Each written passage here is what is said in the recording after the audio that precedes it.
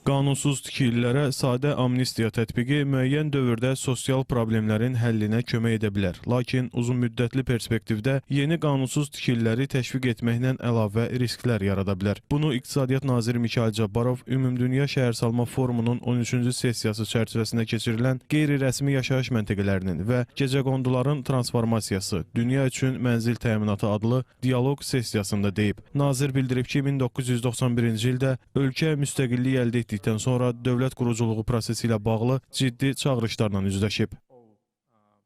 Bununla yanaşı, Azərbaycan ərazilərinin işğalı və qaçqın axını ölkəyə böyük təzyiq göstərdi. Azərbaycanlıların Ermənistandan qaçqın düşməsi, eləcə də insanların işğal olunmuş ərazilərdən məcburi köçkün düşmələri vəziyyəti daha da ağırlaşdırdı. Miqyası təsəvvür etmək üçün qeyd edim ki, 1994-cü ildə Azərbaycanın iqtisadiyyatı 1991-ci ildəki səviyyənin cəmi 1/3 qədər idi. Təbii ki, bu da əlavə sosial və iqtisadi təzyiqlər yaradırdı.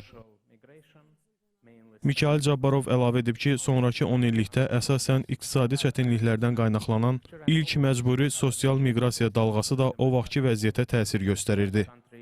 Bütün bunlar əhali artımı fonunda baş verirdi. Çünki müstəqillik əldə edilən dövrdə ölkə əhalisinin sayı təxminən 7 milyon nəfər olsa da, 25 il ərzində bu rəqəm 10 milyona çatdı. Yəni, ümumi mənzərə belə idi. Ölkə əhalisinin təxminən 1/3 qaçqın və ya məcburi köçkün idi. Əhali sürətlə artırdı və ölkə eyni zamanda ciddi sosial-iqtisadi problemlərlə üz-üzə qalırdı. Nazir müzakirə olunan mövzu ilə əlaqədar bildirib ki, müvafiq addımlar çoxmənzilli yaşayış binalarının qeydiyyatı və şəhərsalma standartlarına minimum səviyyədə cavab verən bəzi qeyri-rəsmi yaşayış məntəqələri üçün müəyyən amnistiya mexanizmlərinin tətbiqini əhatə edib.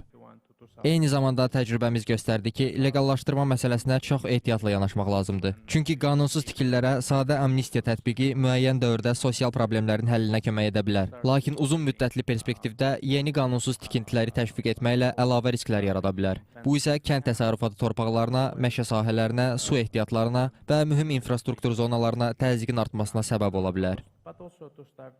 İqtisadiyyat naziri Mikayıl Cabbarov həmçinin qeyd edib ki, böyük qayıdış ölkədə mənzil təminatına düşən yükün azalmasına kömək edir. Onun sözlərinə görə Azərbaycanda 2003-cü ildən yeni mərhələ başlayıb. Məhz bu dövrdə ölkə iqtisadi baxımdan kifayət qədər güclü və sabit oldu. Nəticədə əvvəlcə məcburi köçkünlərin və qaçqınların məskunlaşdığı müvəqqəti düşərgələrin ləğvinə başlanıldı. Beləliklə 2003-2020-ci illər məhz bu proseslərlə xarakterizə olunan mərhələ idi. 2020-ci ildən başlayaraq bu günədək davam edən dövr isə əsasən böyük qayıdış prosesi ilə yadda qalır. 30 ildən artıq müddətdən sonra insanlar nəhayət öz doğma torpaqlarına qayıdırlar. Azad edilmiş ərazilərə sakinlərin qayıdışı ölkədə mənzil təminatına düşən yükün azalmasına kömək edir.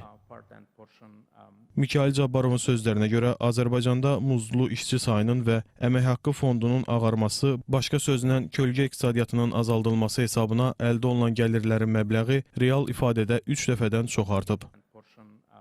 Vaxtilə insanlar sosial müdafiə sistemindən kənarda qalırdı. Əmək haqqını nağd şəkildə alırdı və dövlət həmin fəaliyyətlərdən heç bir vergi və ya sosial ödəniş əldə etmirdi. İslahatlar nəticəsində insanlar sosial təminat sisteminə inteqrasiya olunur. Sosial sığorta ödənişlərindən daxil olan vəsaitlərin bir hissəsi sosial müdafiəyə ehtiyacı olan şəxslərin mənzil təminatına yönəldilir. Beləliklə, bu proses həm cəmiyyətin dəstəyini təmin edir, həm də dövlət üçün dayanıqlı maliyyə mexanizmi yaradır. Nazir həmçinin qeyd edib ki, hökumətin yanaşması balanslı olub.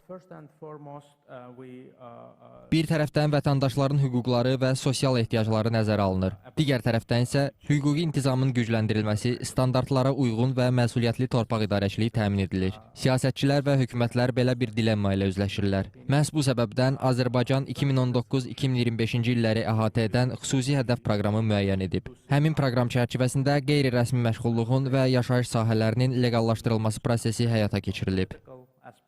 İqtisadiyyat naziri Mikayıl Cabbarov bildirib ki, məqsəd isə eyni problemin həlli üçün əlavə maliyyə mənbələri formalaşdırmaqdır.